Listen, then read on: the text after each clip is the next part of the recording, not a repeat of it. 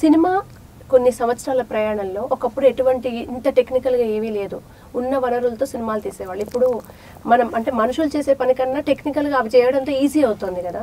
మీరు వచ్చినప్పటికి ఇప్పటికే చాలా మారింది టెక్నికల్గా ప్రపంచం. మీ వర్క్ ఎలా ఈజీ అయింది? అప్పుడు ఎలా ఉండేది, ఇప్పుడు ఎలా ఉంది? అప్డేట్ అంటే నేను ఫిల్మ్లో చేశాను, డిజిటల్లో చేశాను. ఫస్ట్ నేను టాలీవుడ్లో ఫస్ట్ డిజిటల్ నేనే. రెడ్ 1 వచ్చినప్పుడు వాడింది కూడా నేనే. అది మేము వేసుకొచ్చాను, అది మంచి పేరు వచ్చింది. డిజిటల్లో చేసాను. అది ఫిల్మ్ కూడా నేను ఫిల్మ్ 3-4 సినిమాలు ఫిల్మ్లో చేశాను.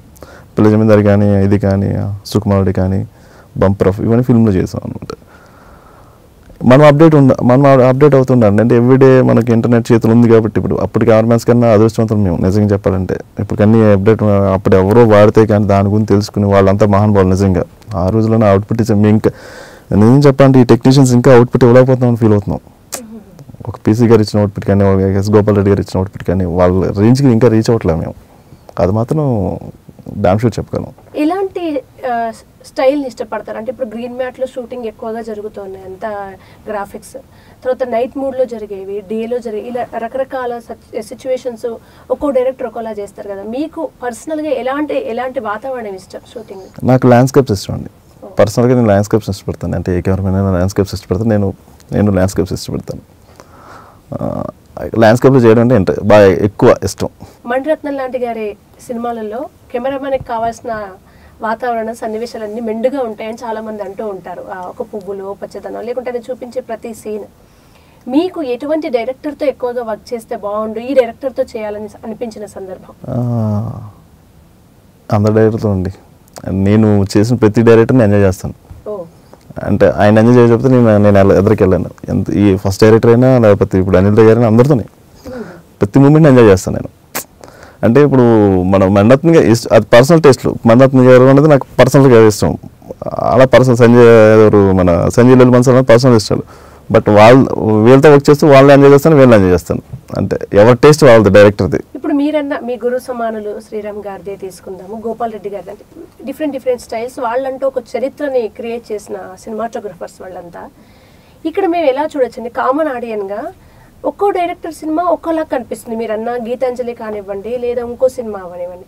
దీని వెనక డైరెక్టర్ ఛాయిస్ ఎక్కువగా ఉంటుందా, సినిమాటోగ్రఫర్ పనితనం లేదా క్రియేటివిటీ ఎక్కువగా ఉండొచ్చు అనుకోవాలి? ఫస్ట్ స్టెప్ డైరెక్టర్దే అండి. ఎన్ని అంటే అందునే అంటారు ఆయన క్యాప్టెన్ ఆఫ్ ద షిప్ అని. ఫస్ట్ ఏ డెసిషన్ తీసుకున్నా నా సినిమా ఎలా ఉండాలి అని ఫిక్స్ అయ్యి ఆయన వస్తాడు. దానికి ఎవరు టెక్నీషియన్స్ కరెక్ట్ అని చూస్ చేసుకుని ఆ టెక్నీషియన్స్కి ఆయన షూస్లో తెప్పించుకుని ఆయన ఏం చూస్తున్నాడు అది తీపిస్తాడు. అది తీపిస్తేనే డైరెక్టర్. అలా ఫస్ట్ డైరెక్టర్ అండి. అసలు ఎవరు ఒక ఆర్టిస్ట్ యాక్ట్ చేసిన ఆర్టిస్ట్ నా తీసుకొచ్చిన అంతా డైరెక్టర్. మీరు శ్రీరామ్ గారిని అంతగా అభిమానించడానికి మీకు ఆయన సినిమాల్లో బాగా నచ్చింది ఏంటి? ఫస్ట్ టైం మీరు అంత ఇంప్రెస్ అయిన సందర్భం ఏది? గీతాంజలి. ఫస్ట్ నేను ఆ సినిమా సినిమా ఏంటలా ఉంది నాకు తెలియదు అసలు. నేను ఇప్పుడు నా VHSలో చూసినట్టున్నాను. అది అప్పుడు చూసి ఏంట్రా అన్ని సినిమాలు కలర్ఫుల్గా ఉంది, ఈ సినిమా ఇంటిలో ఉంది, దాన్ని ఏమంటారో కూడా తెలియదు. ఇది చీకటిగా ఉంది, బాగుంది, చూసిన సినిమాలు అన్నీ డిఫరెంట్. అప్పుడు ఫస్ట్ సినిమా గీతాంజలి అండి. ఆ తర్వాత నుంచి ఆయన సినిమాలన్నీ చూడడం స్టార్ట్ చేశాను. లేదండి అప్పటికి అలా అవ్వలేదు, ఇప్పటికి కలవలేదు అండి. ప్రయత్నం చేస్తూనే ఉండొచ్చు కదా. అది అంటే అవకాశం వచ్చింది, వెళ్ళైపోయాను నేను. అంటే తెలుసు నేను ఒక వీరాభిమాని అని ఆయన తెలుసు.